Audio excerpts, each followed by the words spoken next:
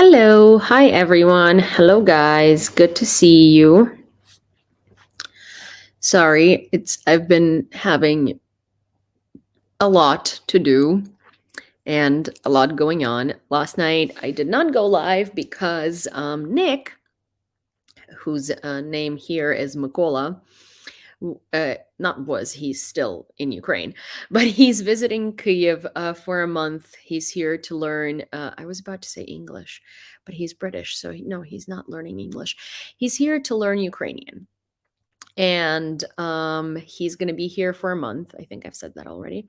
But anyways, so naturally, I had to make sure that his language learning is going swimmingly. uh, oh, thank you, Super Hornet. So yeah, we just had some food, and then for some reason, for some unknown to me reason, Nick decided to accompany me to my nail appointment. And hi Magda. And yeah, he just walked around for 2 hours around the neighborhood. I don't know what he did. And he just waited for me to get my nails done, which I very much appreciate. You are a trooper, Nick. You will probably see this tomorrow. I got my nails done. It looks much nicer in person. But it took 2.5 hours instead of an hour and a half. So yeah. Is the coffee shop still serving coffee? Yes, of course. They actually just got a window. And they just installed a window. The window that we or you guys had sponsored for them. So I saw the story recently. Let me go in there Instagram and show you. Din, din, din, din, din. Okay, 1 sec. So this was March 26th. I just saw the story about the window recently. Well, I suppose the story is not there anymore, but their Instagram is this. It's going to be probably blurred for you on YouTube, but it's macaco.coffee. Hi, John from Arizona, and hi, Grumpy. And so they will be posting, I'm sure, with more content about their coffee shop, and you'll be able to see that they have a window now. But I think it was yesterday on their story, and so it's, let me see if maybe in their highlights they saved it. But yes, they have a new window, and I saw the new window installed yesterday, which was really cool. And I thought it was very lovely to see. Oh, hi, Tawny. Yeah, I don't think it's here. No, it's not there anymore. It was on their story and it expired. But yes, they have a window. I can probably go there this weekend and film the window for you. It's very far away from where I live. For your reference, Kyiv is probably as big as New York City is, or as big as London is. It's kind of very vast, and so it's nowhere near the neighborhood where I live. So in order, it would have to be a trip there for me. But I can do it if you guys want to see the window. Cindy is still ignoring us. Of course, Cindy is always ignoring everyone. Hi, Frank. Hi, Diane. Hi, Ian. Hi, Don. Hi, Prexis. Hi, Taz. Hi, John. Hi, Niels. Hi, Carolyn. Hi, last one. Hi, Grumpy. Hi, Lars. Hi, Yana. Oh, I thought it was your neighborhood. No, it was not. It was very far away from my neighborhood. I just really wanted to go there and help them. Well, not really far away from my neighborhood, but decently far away from my neighborhood. Today was, the day today was not very, very exciting. So I really don't have a lot to tell you. I submitted I submitted some stuff that was needed for the project that I'm hoping is going to work out. Hi, California. So I worked quite a bit on that this morning. I was putting together like basically all of my past interviews and things like that I needed to send over because I'm hoping this project is going to work out. I haven't gotten a hair dryer yet. I haven't I haven't been anywhere near, an electronic store or anything like that. Um I um I also have to answer these interview questions from a very, very lovely reporter from, I believe, the village Ukraine, who had asked me to answer like a set of questions about my moving to Kyiv. And it's been 2 weeks that I haven't been able to answer them simply because, well, I've been kind of like on a roller coaster of things, but also I have this thing where I procrastinate things that are like, I don't know how to explain this. Like, I hate talking to customer service on the phone. So I will procrastinate it till the last minute. I can talk about my experiences, but I hate writing about them. And because it's in writing, it's been like so incredibly hard for me to sit down and do it because I don't like writing.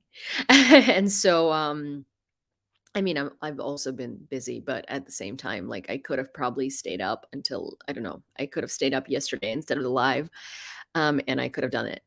And that's your ADHD. Yeah, I know. It's connected to ADHD. You grew up in Lviv. Yes, I grew up in Lviv. I did. I also realized recently that my ADHD and just general spectrum I'm in makes me makes it very difficult for me to figure out what people want from me. Like, if someone's flirting with me, I would not know that if I was hit in the face with it, literally. And so I was in a situation yesterday where I had to call Grumpy, of all people, and be like, "Do you think this person was flirting with me?" Because I literally have no idea. I also think they're on the spectrum too, so it's much harder for me to tell. Um, but yeah, I legitimately like, I would not know if a person was flirting with me unless they were, like, directly freaking telling me, and that's been, like, an issue of my entire existence. Are you Ukrainian? Yes, I am. I'm born and raised in Lviv, Ukraine, and, and, I yeah.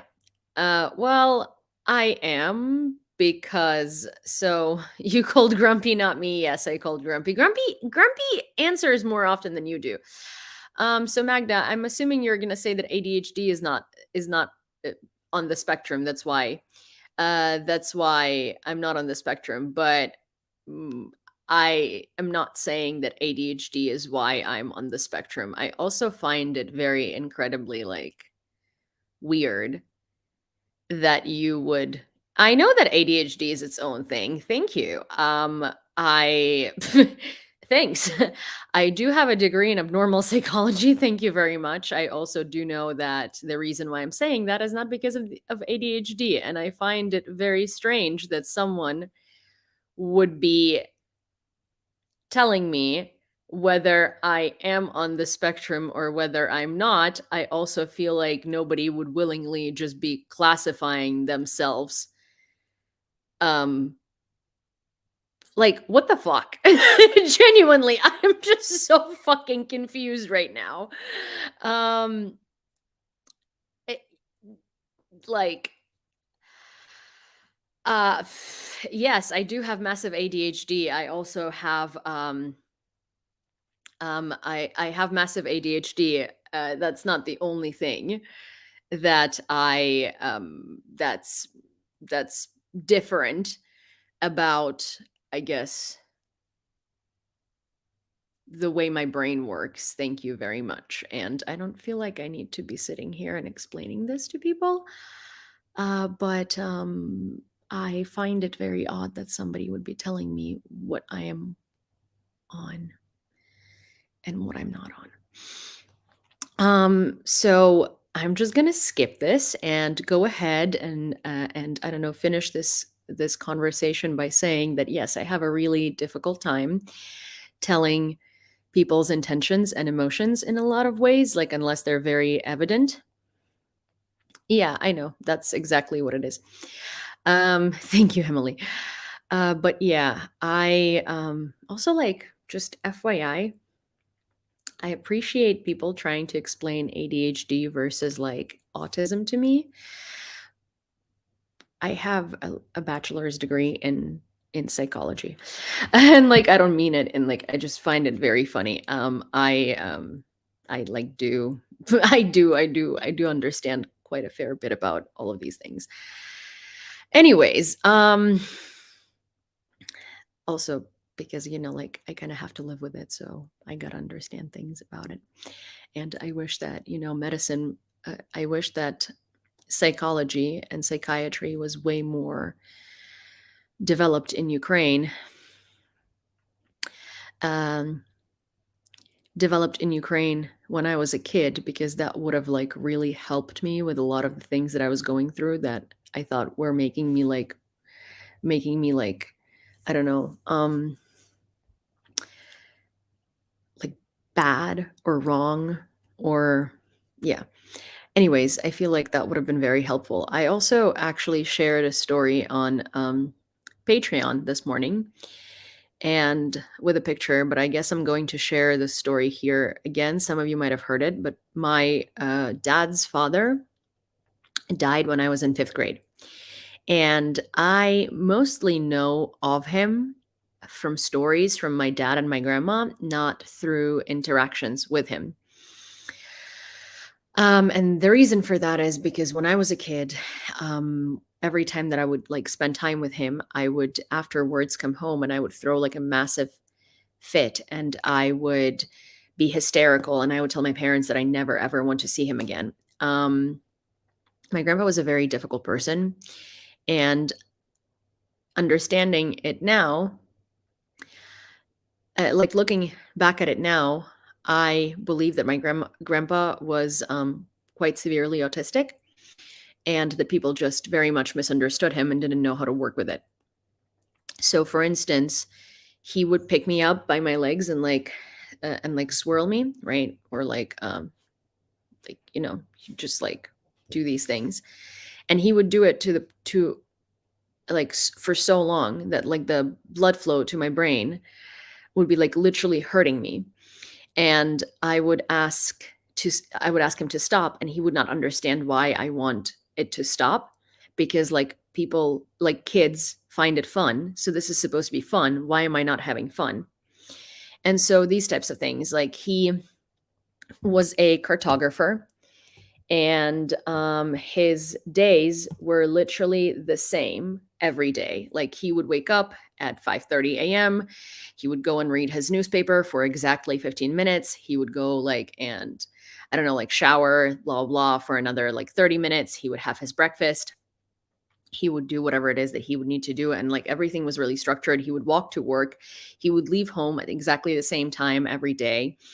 He would come back for lunch at exactly the same time every day. He had like a very, very stable routine. And if anything in that routine went wrong, it would like really, really, really disturb him and really disrupt him. And he would get like he was like not happy about it. I mean, like it's just as much as I'm willing to like, say about this. But basically, as a kid, obviously, for me, I like did not understand that because I'm a child. And it was going to be my grandpa's 90th birthday a couple of days ago. And I caught myself thinking that I wish I had known him and I wish he had like lived longer into my adulthood so I could actually interact with him, because I feel like out of everybody in my family, I would be like literally the only person who could actually interact with him and understand him and try to work with it, because like I get it. And also because like I wish I knew him more, like I wish I knew him through him, not like through just stories, because I did have the time to spend with him until fifth grade, but I didn't want to. because I had this impression of him as this like really, crazy person who just like was really not okay. But he just didn't he kind of like didn't get emotions, human emotions, like by all means. And and yeah, and I just wish like, you know, I just wish I could like learn about the things he liked and stuff like that from him. And yeah, I don't know. It was just like an interesting sort of like an interesting thing that I thought about. Because like really, the only person in my family who kind of like understands psychiatry and like really truly believes in it is my aunt Anastasia. Like my parents, they're like, "Oh yes, a psychiatrist prescribed you medication, so I guess you have to take it." But they don't necessarily like if I were to explain ADHD to them, they would think that I'm like making it up. It's not like a real thing. It's just in my head. If I were to explain like autism to them, they would also probably because like we have um my mom's cousin's kid is like very very very low functioning autistic, so like severely autistic. And if I were to like explain I guess the spectrum of autism to my mom, she would also think that it's like a made up concept because she's seen an autistic kid before. And that is the example of an autistic kid. And like, that's it. There is like, nothing else. So yeah, so I don't bother. I don't know why. I don't know how I ended up here. I don't know how I ended up explaining this entire situation here. But anyways, yes, I don't know when men are flirting with me. I have no idea. Um, it turns out that most guy friends I've ever had actually had a crush on me and were trying to date me, and I was just like I didn't know any better, so I was like, "Oh my gosh, they're so friendly." And I had literally zero clue that they were like they had like a feelings for me because I again could not tell, even if it hit me in the face. So there is that.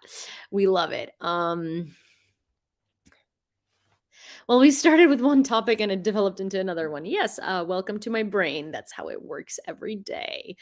It works, it attacks itself and fights with itself. Anyways, Ukraine. Someone said that I don't need a hair dryer because my hair looks great. Well, I beg to differ. It is cold outside and I need to dry my hair before I leave my house. The reason why it looks like this today is because I was wearing a hat. It was half wet. Um and I've been wearing hats. And I drowned my blow dryer, and that story is actually kind of funny and kind of sad and also kind of like I love you, Cindy, but sometimes I just like little shit. I drowned my blow dryer because of Cindy by accident. Obviously, she didn't mean it, but it happened anyway. So if you want to laugh at the story, it's in yesterday's live stream, somewhere in between all the talking that I did. So you can, if you didn't see it, you should watch it. Do Ukrainians have that superstition about going outside with wet hair too? Yes, like we do, but it's not superstition. It's like my mom thinks that you can get meningitis if you go outside into the cold with wet hair. I mean, I don't yeah, you can get meningitis, a bacterial infection from that.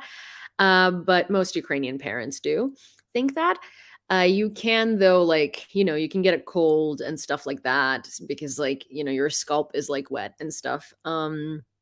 So yeah, I prefer not to go outside with like wet hair, and it takes hours for my hair to dry because thankfully, since I've been taking care of my thyroid, it is really quite dense, and I generally have like pretty thick hair, so yeah, it's still wet like there. But yeah, that's what it looks like because I put it into a bun so I wouldn't have to deal with, with wet hair. But yeah, so there is that. It takes quite a while to dry. It's not like an hour long process. It's like 3 to 4 to 5 hours. And at some point I was like, well, I can't wait any longer, and I have things to do and places to be, so that's what I need to go do. Your dryer getting fried in a bucket, or my way of looking for gas leak on the stove? I don't know. How are you doing, Yulia? I'm doing okay. How are you? Takes like 13 and a half seconds. Makes sense. Well, okay. I mean, I would like for my hair to dry in 13 and a half seconds. Not because I would like to have, what you describe as what little hair I have. It's just more of like I would like the dryability of my hair to be much higher, which is impossible. So, work, work, work, work.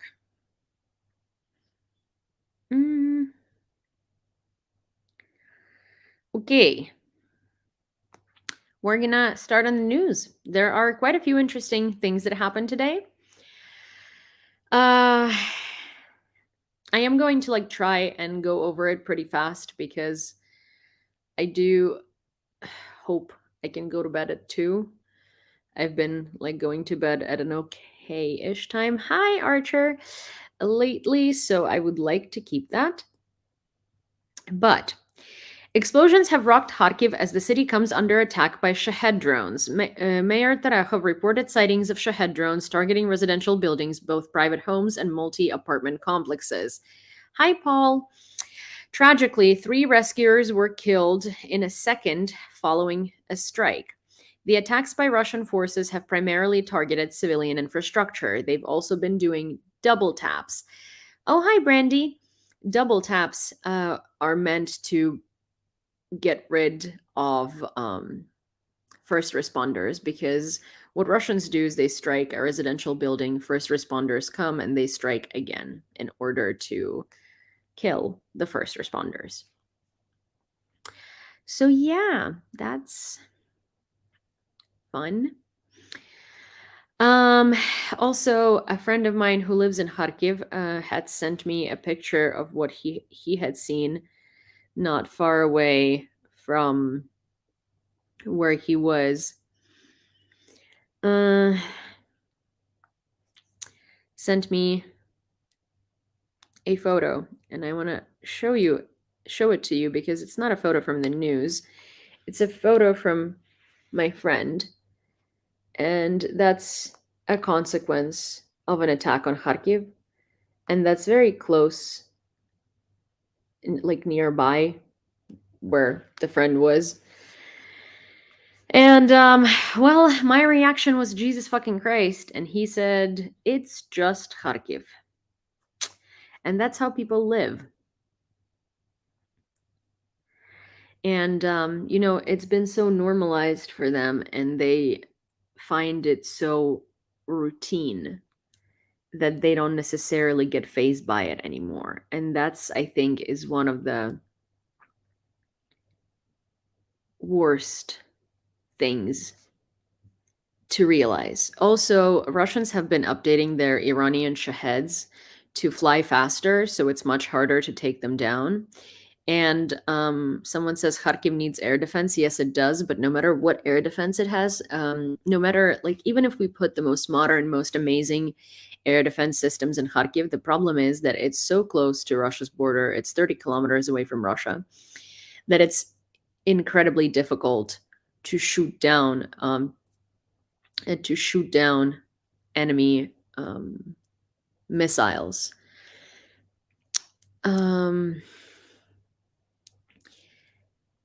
Because there's just not enough time between the launch and the strike.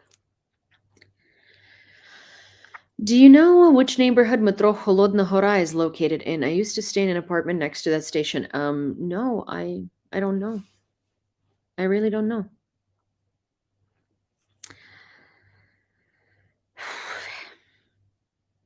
UK Secretary of State for Foreign Affairs, David Cameron, said it is vital for us that Ukraine wins and Putin loses. Thank you, M. That Britain and other countries in this alliance get the weapons, get the ammunition, and get the support to Ukraine that they need. It is vital for us that Ukraine wins and Putin loses. This is actually a good question. So, HMS Ray Lex says, "What is the feeling in Ukraine regarding the French, British, Czech, Finnish, and Estonian declaration of support for troops in Ukraine without US approval?" Um, I mean, to be fair, Ukrainians are incredibly frustrated with the US. And I mean, I don't necessarily know how to answer this question because, like, of course, we're very, very incredibly happy that there are countries forming alliances with us that do not depend on the US. We are incredibly frustrated with the US right now. We are incredibly frustrated with the promises of like, oh, next week we're going to put this on the table. Next week we're going to do this. Oh, we have all the signatures necessary. We just need to have it on the floor. And then, like, it never reaches the floor. And it's actually the overarching theme of today's stream is the multitudes of countries that are really pissed with the US and the press conference that Jens Stoltenberg had given. And he had, I think, expressed that frustration very clearly.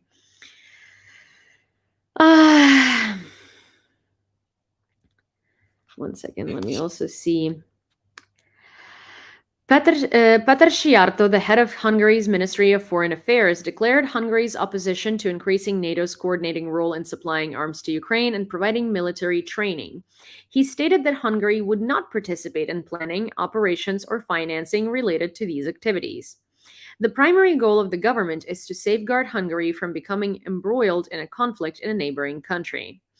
Therefore, we view as crucial the previous decision of the alliance to abstain from engaging in armed conflict and to take all possible measures to avoid direct confrontation with Russia, quoted the minister by the local publication Origo. The minister was quoted by the local publication Origo. Hungary needs booting out of NATO. Yeah.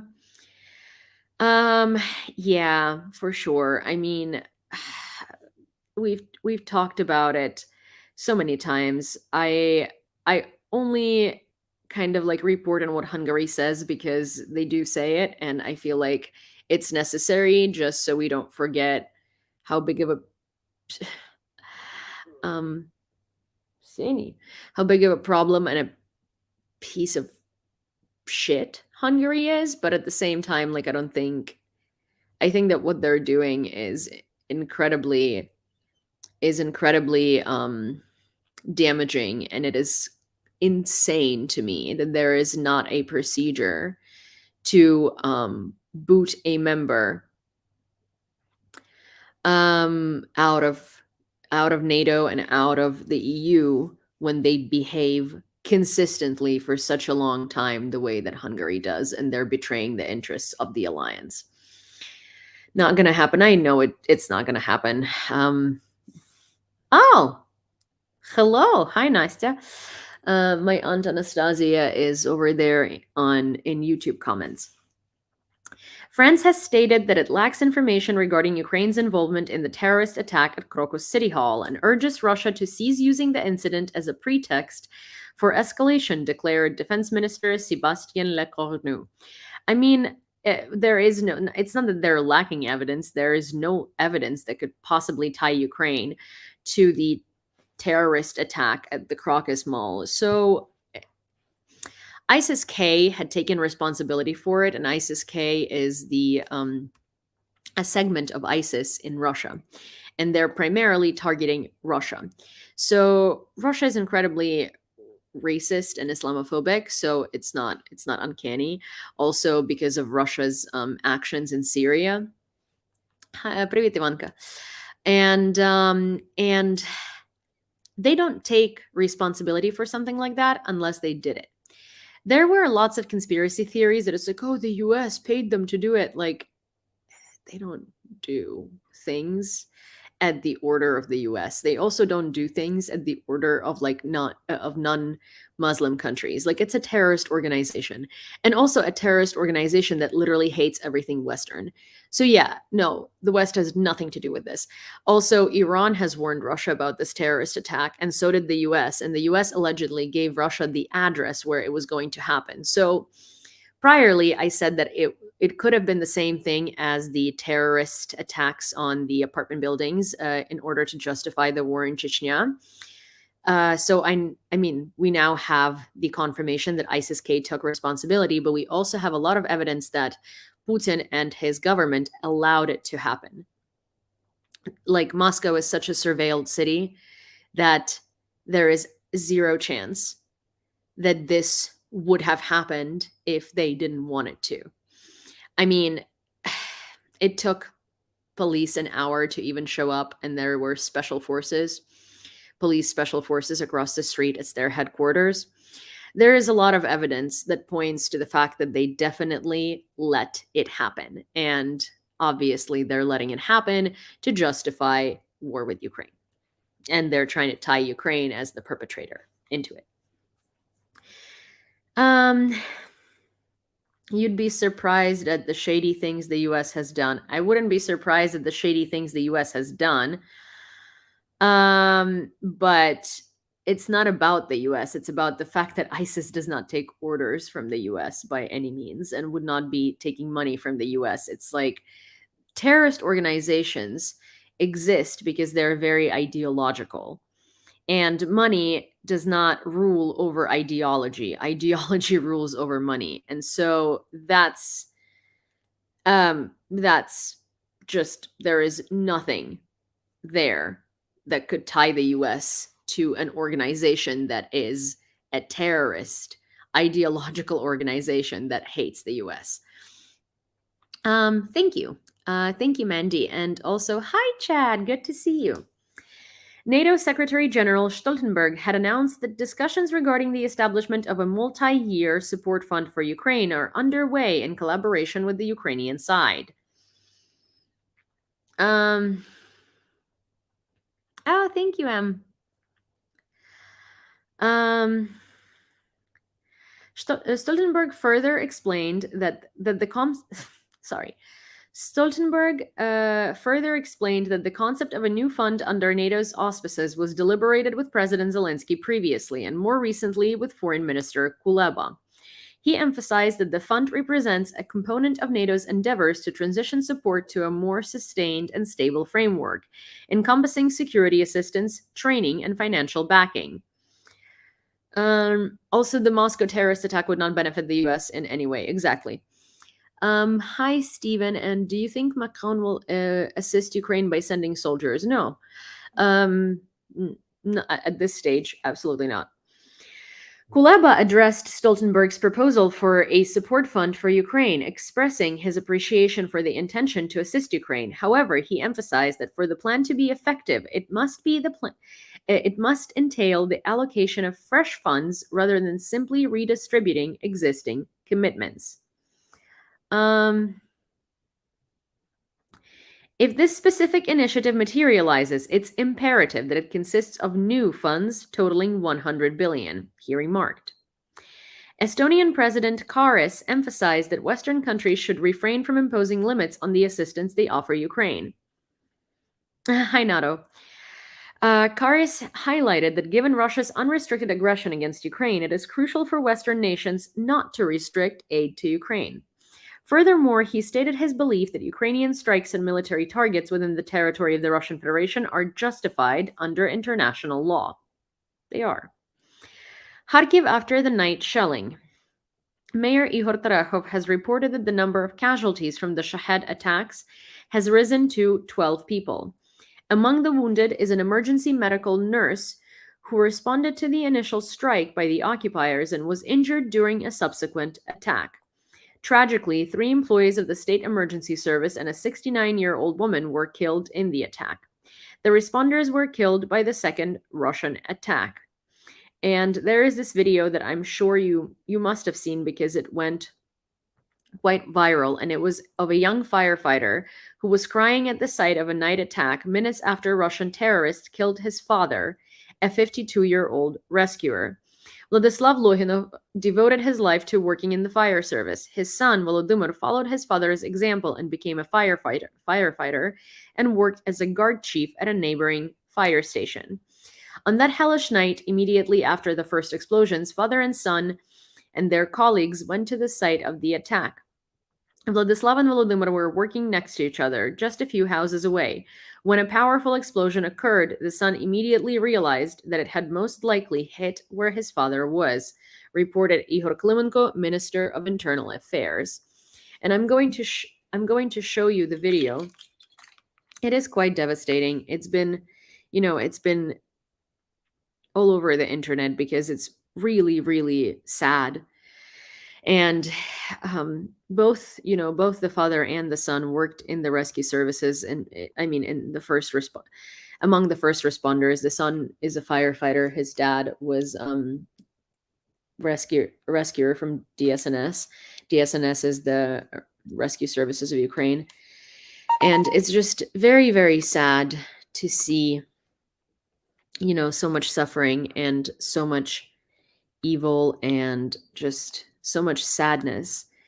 And I'm going to show you this video here on the screen, and I'm also going to show it to you on TikTok because it makes sense to do that. And it's just so freaking awful.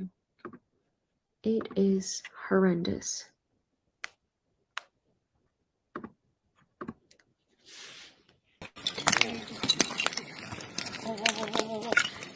Вова, смотри на меня. Вов, меня слышишь? Вова, тихо.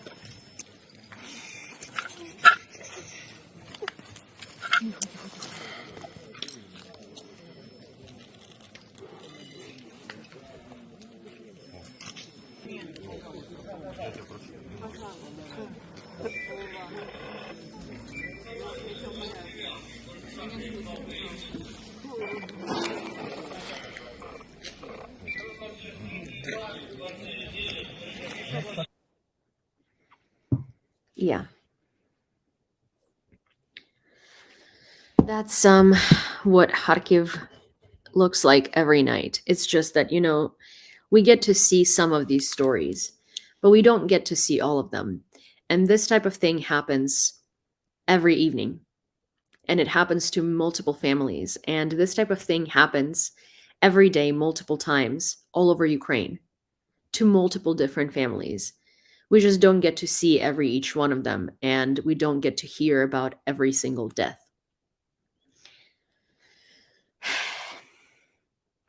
The jury of World Press Photo 2024 has announced its winners, featuring works that shield light on the repercussions of Russian Federation's war against Ukraine.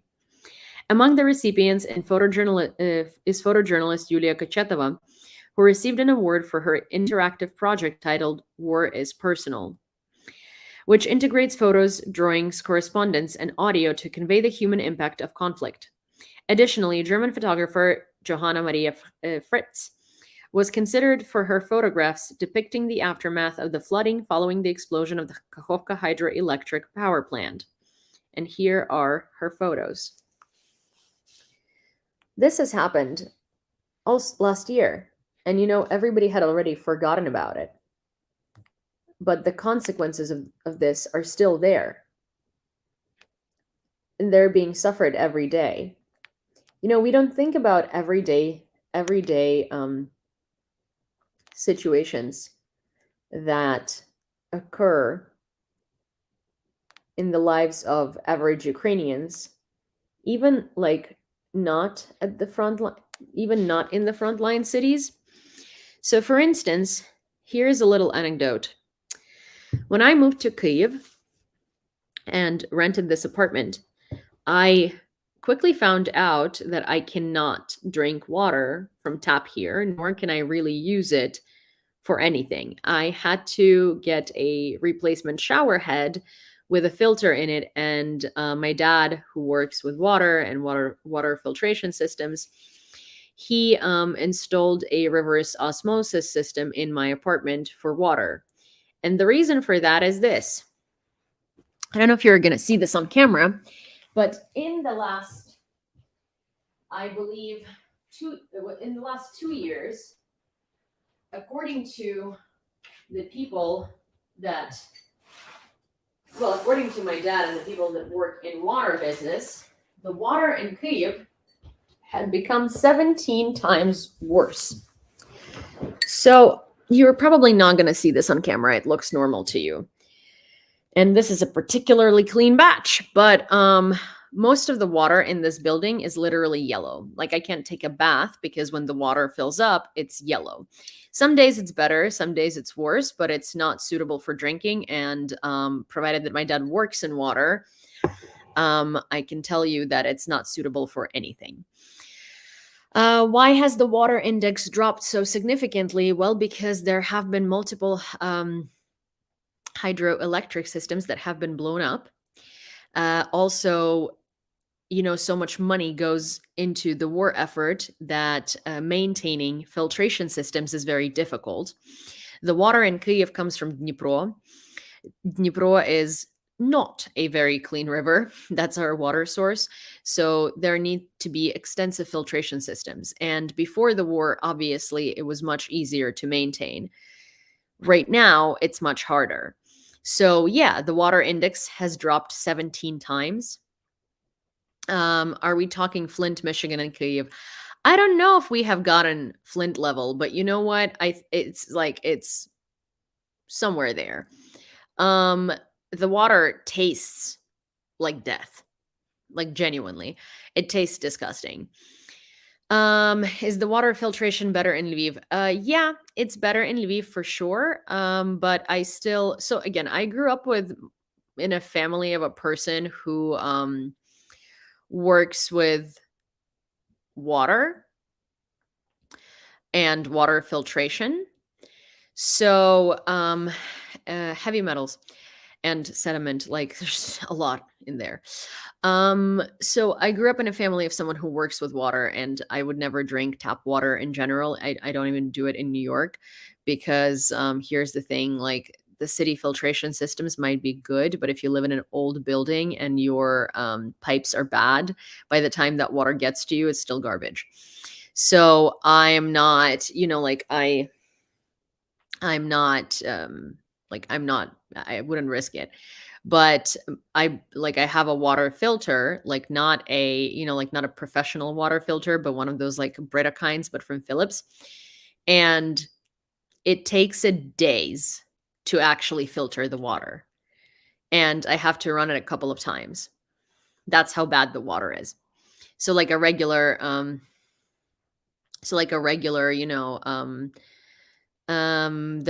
regular water filter like a Brita is not really going to do much for you here. So most people buy they buy jugs of bottled water that get delivered to their place, or they install osmosis filters, which is what I have. And I'm lucky because my dad happens to work in the industry and was able to do that for me pretty easily. Okay, Ombudsman Dmytro Lubinets announced that 7 children and their families were successfully evacuated from the temporarily occupied territories of the Zaporizhia and Kherson regions. Some of the families endured harrowing experiences during the occupation, witnessing Russian forces pillaging their homes, coercing residents into taking Russian passports, perpetrating violence against Ukrainians, and enforcing education according to the Russian world ideology, stated Lubinets, which is, the genocide of Ukraine.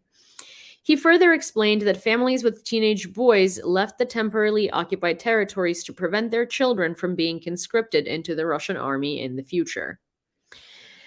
The ideology of Russian world preaches Russia and Russians above everyone, and also particularly focuses on the need to genocide Ukraine. The external power line was disconnected at Zaporizhia nuclear power plant due to Russian shelling, putting the plant on the verge of a blackout, Energoatom reported.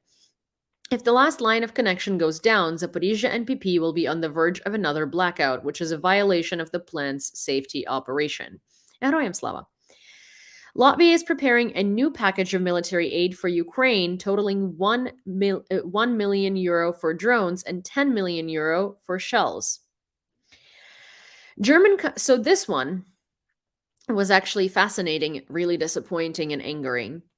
German companies help Russia rebuild occupied Mariupol, according to ARD. At least 2 companies from Germany, Knauf and WKB, are supplying construction materials for use by Russia in occupied Mariupol. according to an investigation by the ARD TV program Monitor. The authors of the investigation note that after the occupation of the completely destroyed city, its restoration plays a vital role in Russia's propaganda war. When the Russian flag was raised over the destroyed buildings of Mariupol, the construction of a new Mariupol began, a Russian city with Russian residents built on behalf of the Kremlin, the publication says. At the request of the editorial staff, Knauf stated that they condemn Russia's aggressive war against Ukraine and comply with all EU sanctions against Russia, and that Knauf products manufactured in Russia are intended exclusively for the Russian market. According to ARD, Knauf currently has 4,000 employees in Russia and makes billions of dollars in sales on the Russian market. In addition, in photos and videos from construction sites in Mariupol, ARD journalists noticed concrete blocks and green packaging film with the name of the German company WKB Systems from the Münsterland region of North Rhine-Westphalia. Among other things, this company supplies concrete block production plants. WKB Systems did not respond to journalists' requests for comment. The photo shows the ruins of the Mariupol Drama Theater, which was first destroyed and now is being rebuilt by the Russians. It's estimated that about 600 people died in the bombing of this theater.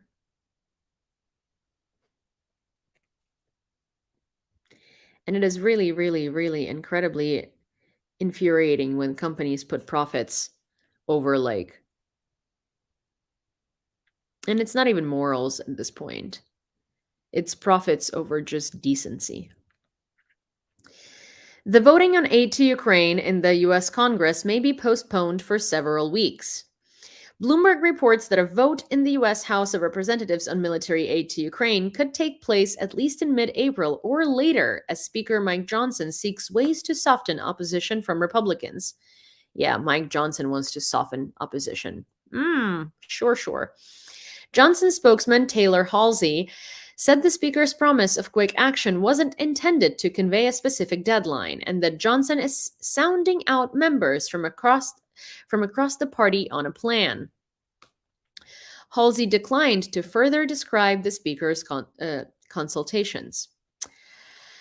So this is where, NATO at this point is expressing its immense frustration with the US. And I think that Stoltenberg publicly doing it at a conference is important because it shows just how tired everyone is getting from, US behavior.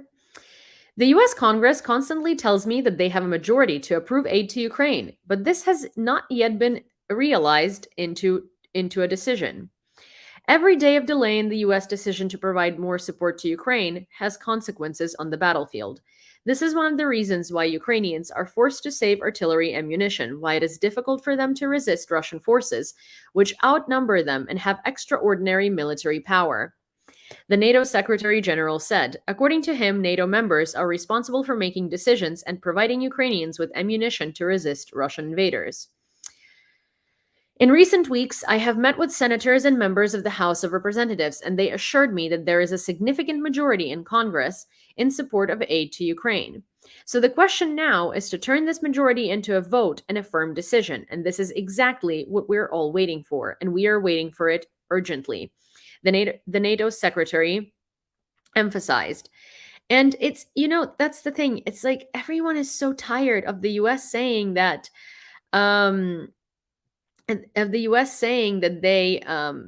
that they have all the necessary votes, yet these votes never materialize into action. And they constantly say that, the voting, the bill is going to be voted on next week, next day, next month, soon, very soon. It's been 6 months? It's been a 6 months delay in voting for this bill. Honestly, at this point, it's is it even it's not even worth it for the US to keep saying we have the votes. We just need to make it happen, because it's embarrassing. If you had the votes and enough, and you had enough, if you had the votes and enough people really were really pushing this to happen, it would have happened. And what oh, thank you, foodie. Whatever is happening right now is just embarrassing. It's really embarrassing. And at this point, it's just better to it would be much better if, the administration had just admitted that they're not in control of what's going on, and that the MAGA Republicans are blocking this, and Mike Johnson is blocking this from getting to the floor, instead of just constantly lying and like creating false promises and feeding us tomorrows. Yeah, the U.S. is a shit show, and unfortunately, that's the note that we're gonna have to end on today. I apologize, but it is 2:02 a.m. and I gave myself a 2 a.m. hard cut off because I really want to go to bed at a reasonable time tonight. And I am very tired. And I've been going to bed around 2 a.m., which for me is a reasonable time, as opposed to, when I normally go to bed. Hi, Sin. Hi, Baba. And so I would like to try and, and stick to that. So I will be seeing you guys tomorrow, and I will go live earlier than today. I just, it's been um it's been kind of like a lot going on. But thank you for joining, and I'm sorry for a short report tonight. Alrighty. Bye.